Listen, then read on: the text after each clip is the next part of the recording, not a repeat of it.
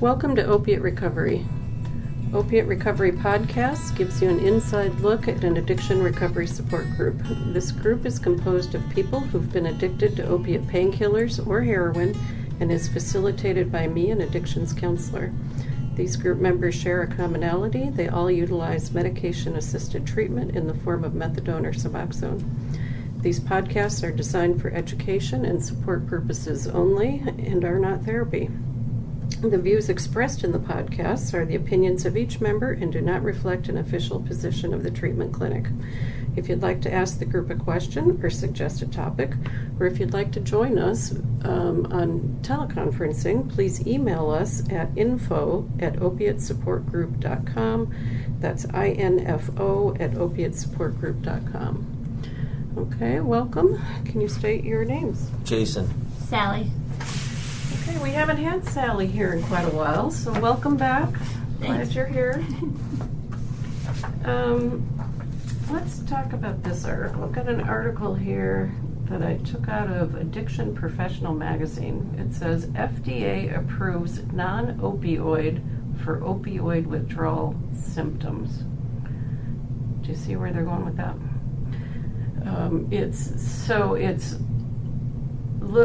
This is a new medication just for withdrawal symptoms. Of opiates. Of opiates. Not just anything. Right. So the FDA approved the first non-opioid medication for the treatment of withdrawal symptoms. It's called, I'm so sorry, I just can never pronounce anything, but I'm guessing it's Lucemyra, Lucemyra.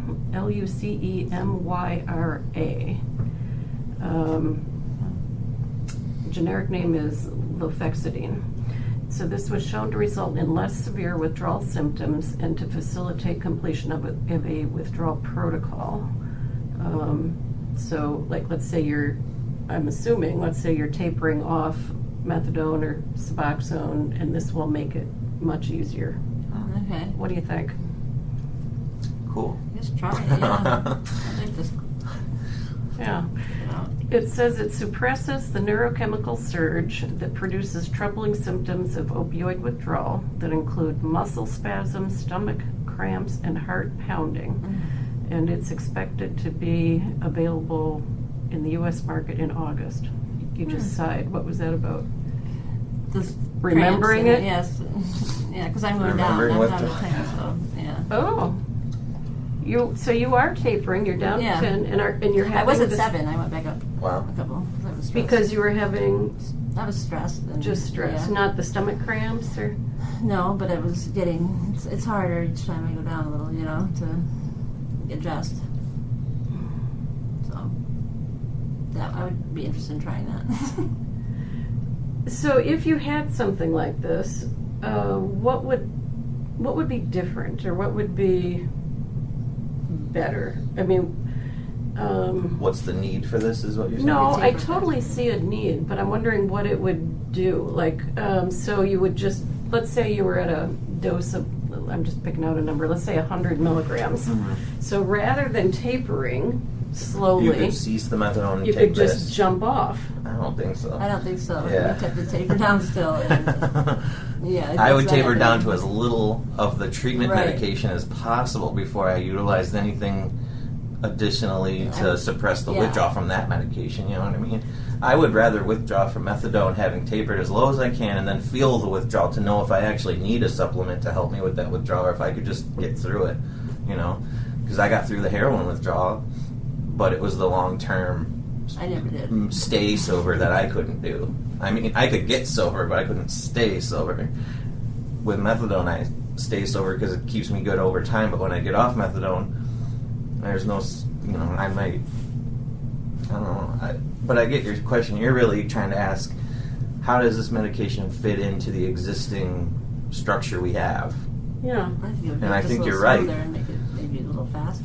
Well, yeah, I think Well, you're right. it'd be much faster, Yeah. because the reason you taper slowly is because of the withdrawal symptoms. Right. Nobody wants to feel that pain. Right. So if you didn't have to feel the symptoms, I doubt I it's think gonna, a lot of people would I just doubt it's jump going to off. completely eliminate them. I mean, Yeah. I mean, Well, because read that again. I said Right. it relieves, and then it gave like 2 or Right. 3 specific things. Right. Well, there's a That's lot not all more the to symptoms, withdrawal right, exactly, than those that, 3 right. things, you know? Okay.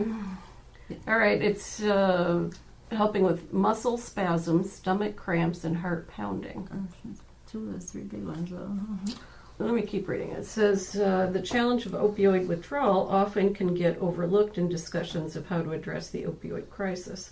The fear and pain associated with withdrawal symptoms often sends individuals back to opioid use, which is true. Yeah, absolutely. So I think that this could potentially Help. stem a lot of addiction. Yeah.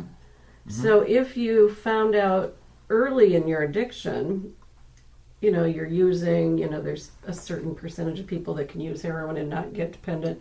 And then you find out one day, oops, I am dependent. And if you could take this right away, the smart person would just leave it at that. Right. Well, Do you think there's many smart people that would just leave it at that? I don't know. I'm seeing it's probably gonna have somewhat of the same as Suboxone, how people will use it to help them on sick days, but they won't use it legitimately to get better. They'll just use it to lessen the suffering of addiction. You know, like on a day where I can't score dope, I have a couple of these in the back because I got treatment a month ago, and then I've jumped off that ship, and now I'm back on using. I can use these on sick days, you know, to not suffer, so I can still go to work and get money for the real drug. Nobody wants to spend money. That's better. Yes, the way I advocate, I think that it doesn't matter how you misuse, in quotes, anything available to you, as long as it's less harmful than what you were doing, the alternative, you know? Like, someone actively addicted who doesn't want to stop their addiction, That's the key right there. they can still... They want to stop or not. I think that person getting on methadone is still better than them being on the street, even if they do jack their dose up too high, even if they do lie about things on their treatment. It's still better for that person to be on methadone than heroin on the street. Yeah. You know, it's one step better. You're still in the realm of horrible, but you're at least one step closer to, you know... To function. Yeah, to functioning, to not harming those around you. I mean, that's really what it comes down to. People just don't want addicts to be a problem for them anymore. They don't want us stealing. They don't want us sick. They don't want us... People don't want to do that either. I think it could curb a lot of them. I think it could, yeah, absolutely. And so when you realize you're hooked and you're going to take this instead of steal grandma's wedding ring, right? So it could help quite a bit. Yes. Yeah, I definitely. So. I mean, I'm of course. I think most addicts who hear this are going to be skeptic at first because That's how they try it. there are so many things out there with the claim that this helps reduce withdrawal, and none of it solves withdrawal. It only gets rid of one of the 1,000 symptoms. Like, oh, this made my nose not runny, but I was still shitting myself, sweating, puking, bleeding, itching, you know, freezing, sweating, all this. It's like, I'd rather have a runny nose than, like, so sometimes these things are just no good, but... Well, that's true, because when we get people that say, I'm in withdrawal, what can I do? And we say, treat the symptoms, you know, like literally, you take this for a cold symptom, you take this for a headache, you take this for pain, you know, but if you could have something that actually works, I think it would make a huge difference. Let me keep reading. Okay, Lucemyra is seen as having significant potential for patients seeking to be initiated on Vivitrol, the injection, as this requires a patient to be completely opioid-free prior to initiation. Oh, slow down. You know, It's saying Vivitrol, you know... Vivitrol does, but not the Lucemyra.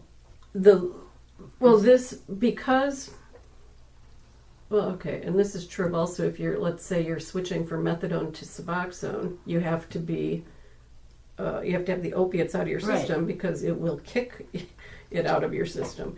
So before you can start either of those, you have to have it out of your system. Okay. So this would be a good use of let's manage the withdrawal symptoms so that you can then get on Vivitrol or Suboxone as prevention. But it's not saying that you can't use it with an opiate. Is it? You know what I mean? Like if I No, I don't think so. let me keep reading. Lucemyra is designed to be used during the period of peak withdrawal symptoms, usually occurring 5 to 7 days after the last use of opioids. I see. It's really, 3 to 7. it's there to help you get over that hump that everyone encounters, day 3 to 5 to 7. That's that hump that most people go back to using. But if you had that, if it gave you enough relief, you could fight through those few days, and then you're on the road home. Then it becomes a little bit easier to remain in the healing mode rather than ruin your whole life just to score a dope bag again. But yeah.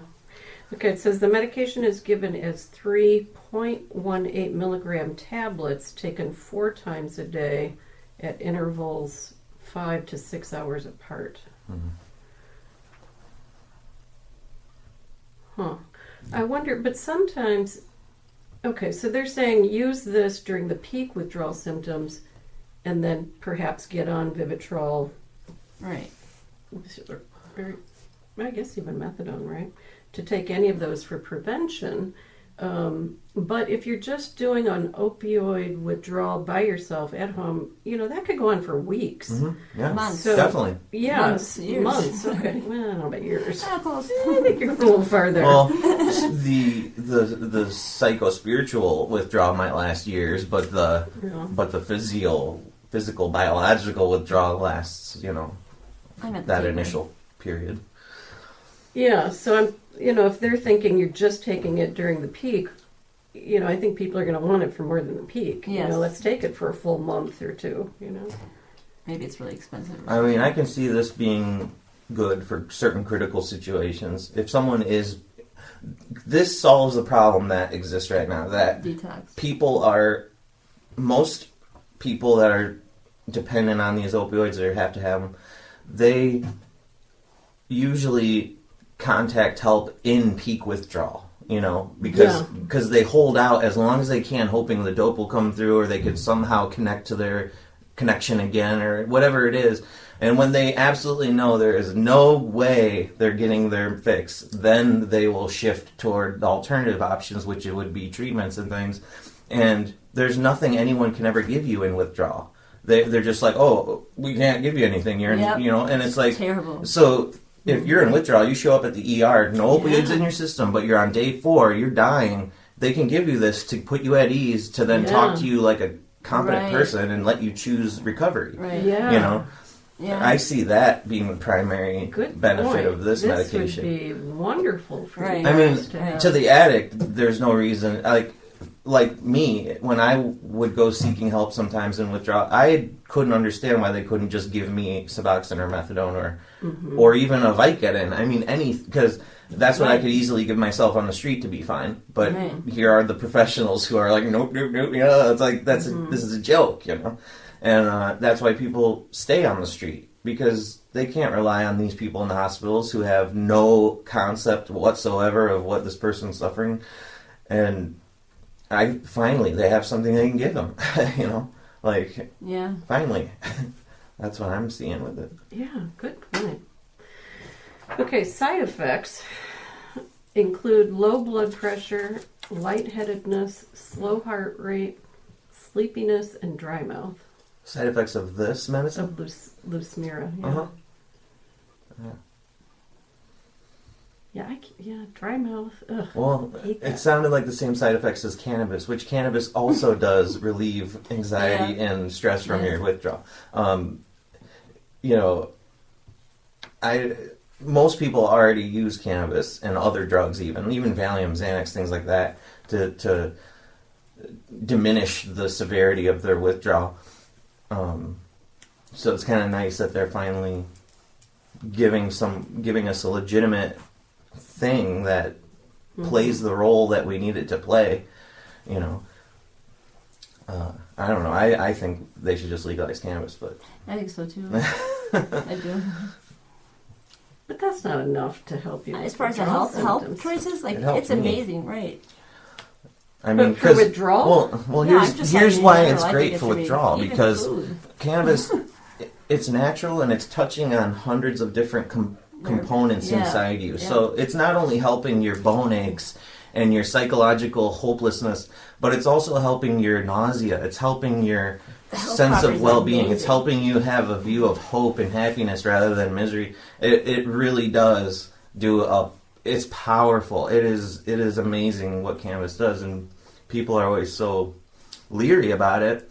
Let me put it this way. The people who are leery about cannabis are people who never smoked cannabis. The people who have smoked cannabis, it's sold. They know. They know the truth, that it is God's miraculous gift to man. Okay, you're overselling this, though. Come on. Because, all of you smoke pot and you still needed your methadone, right? It wasn't it's a miracle cure. Well, that's because it's illegal. If pot was legal, I could be able to buy as much as I need and have what I need. But it's illegal. So I'm talking about the health properties alone of cannabis, not so much the psycho. Well, I think it's all connected, talked though. about, just last week, we talked about the CBD stuff, and that there's a place for that, but I don't think it's going to make a dent in the opioid epidemic. No, it's not going to. It'll make dents, but it won't. Small dent. Yeah, small dents, but it'll relieve suffering. That's what I'm saying. It relieves suffering. That's a known fact. So let us have it. And that's it. That's all I'm saying. But and it's good prevention for people who have pain that could. It's a great alternative. Spiral into an addiction. Well, here's why I'm such an advocate of cannabis scale, because when I became an opioid addict, it wasn't because I had ailments that weed couldn't help. It was because I was simply young, dumb, willing to search out the highest high I could possibly get. Yep. But if I would have never encountered heroin, I would have been completely fine with cannabis, because cannabis took care of the issues I had. I had my nausea issues, my anxiety issues, my antisocial issues, my various physical and psychological issues. Yeah. It was only my error as a person that I went to opioids and then got hooked on those and needed those. And yes, the weed doesn't take care of all the damage opioids do, but it definitely is an alternative to the things you're treating by taking opioids. Most people who go out and take opioids are taking it to treat physical pains and ailments. Pain. Yeah, so if they could try cannabis rather than that first, they could say, wow, this does the trick. I don't actually have to take those because this does fine. And I can still drive, eat, sleep, talk to my kids, take pictures at weddings, fine, everything, So I think it's a no-brainer. I agree. But once you're hooked, you're in trouble. Yeah, absolutely. Yeah. I definitely don't think you could go to a heroin-dependent addict and say, you know what, man, instead of going to the dope house, let's give you this joint and that's it. I don't think that's going to do much for him. That's not going to do it. It'll definitely help him eat and maybe sleep for an hour, but which even that's amazing when you're in that life, though. I mean, when you are living in the what's that game? You know what I'm talking about? It's the two things, and it's like tic-tac-toe or Pong or something. Yeah. Pong, is that what it's called? On Atari, it was like two lines, and there's a dot, and you bounce it back and forth. Yeah. I think it's called Pong. When you're living in that Pong of incredible suffering and too high to function, to have the ability to eat some food and sleep for an hour is a godsend. So even that little bit of help is just amazing for someone in that suffering. So I mean, even if it doesn't take you to the home plate, it'll get you on first. Yeah, I'm all for anything that helps. All good. All right, let's move on to another article here, but it's related. I thought this just made all kinds of good sense here. This is by an emergency room doctor who is board certified in addiction medicine. And he's saying that he works at many different hospitals in different states with different population densities and cultures. He drops in, works a shift or two, and then goes home.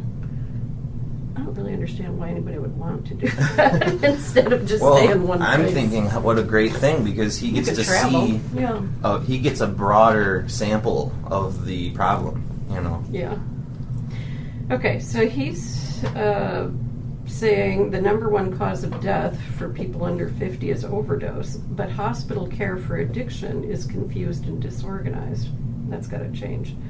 So he says that when he goes from place to place, he can just jump in and seamlessly do his job because the ER has a certain protocol for different medical problems. And so he gives an example. He says when he's working the night shift in an emergency department and somebody comes in complaining of chest pains, he can match the patient with the appropriate level of care. He says if the patient is a 22-year-old having a panic attack, we can connect them to outpatient treatment for non-cardiac chest pain.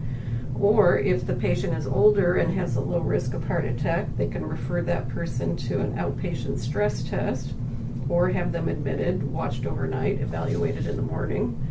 Or if the patient is having a massive heart attack and needs to go directly to heart catheterization. He can just pick up the phone, call a cardiologist, make it happen. If he's in a small hospital in a rural area, that call may be to a larger center of care where we can get the patient transferred as fast as possible. In fact, they could helicopter to fly the patient to the nearest facility that has the ability to do the heart catheterization or a bypass.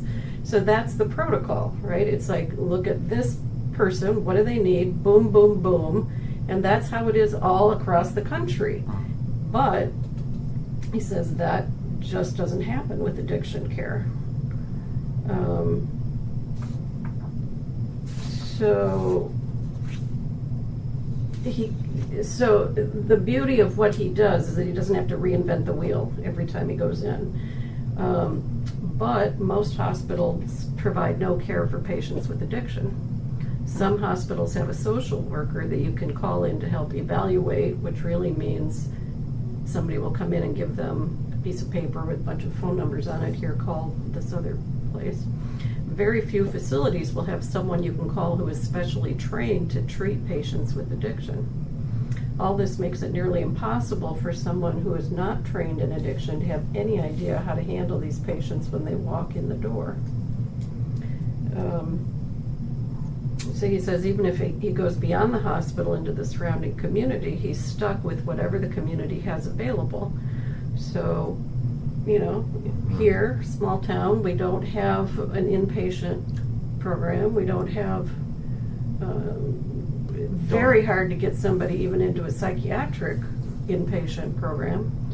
And people learn, I've heard people say, well, I'm not really suicidal, but I have to say I'm suicidal so that I can go in and get care. Absolutely. Or maybe they can find a doctor who could write prescriptions for, Suboxone, but that's kind of it. Or go to 12-step. They refer people to 12-step programs. Which doesn't help you stop withdrawing. Yeah, right. I mean, and you're not even going to listen to the guy until your withdrawal does stop, Right. Right, so, good point, right? So it's not the same kind of protocol that you would find with other diseases. He says, even with my training in addiction medicine, my options for patients are still limited. I can start them on a medication such as Suboxone or Methadone, only to discharge them where there's no follow-up.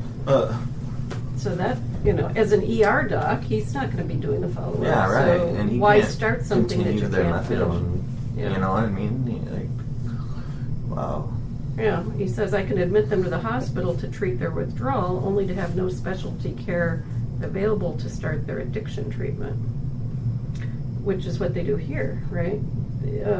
They turn you away here because what's the point in hospitalizing you for a few days for your symptoms and then giving you no help after that? You're right back in the same place. They're going to hospitalize you for the first 3 days, and then you're going to hit that hump of misery, and then you're going to be worse. And so basically they're just putting you on board for a nightmare. Yeah. I mean, and they can't keep you forever. I mean, that's why people don't go, because they'd they'd rather be free on the street, because when that dope does show up, they can actually go get it. Yep. When you're in the hospital and your buddy is like, oh, hey, let's leave. Oh, I can't. I'm tied to a bed because these people don't know anything about addiction. Yeah, so he says if we're really going to help curb the overdose epidemic, he says we have to build an addiction treatment ecosystem that looks like every other medical specialty and make its response just as predictable and effective as the treatment for a heart attack. Mm-hmm. Good Yes. point. Yes. You know, and I think part of that ecosystem is, I think you have to have telecounseling. Teleservices for the doc who will continue your Suboxone, or teleservices for the counseling and specialized treatment for opiate addicts. What's tele? This is like our psychiatrist here. She's actually in Chicago, but okay. you come in and you talk with Gotcha. her. You're face to face, but you're on the computer, not in person. But something like that, there should be referrals for that at every Right. ER, Yes, there should. so that they can hook you up right away. Some type of resource, anyway. Yeah. I never thought, that you said it's a disease, in the ER, that's, they're there for emergencies, mostly having to do with Life-threatening, diseases. yeah. And it's amazing that, why wouldn't they have this stuff already figured out? I mean, it's just mind-blowing. Yeah, so maybe they could, the ER could have this new drug out, the Lucemyra, and have these A other telecom, or even someone there. teleservices. But I'm thinking teleservices to somebody who is licensed in that state who can continue Sure. the Suboxone. who can facilitate that person into a or- longer term situation. Yeah. Definitely, I agree. But they, how difficult would it be for someone just to be there? I mean, is it that hard to have one staff member have some common sense and be able to say, "Oh yeah, you're an addict"? Well, he's saying he is an addiction specialist. He's got the common sense, but he doesn't have the resources to be able to pass it on, for long-term care.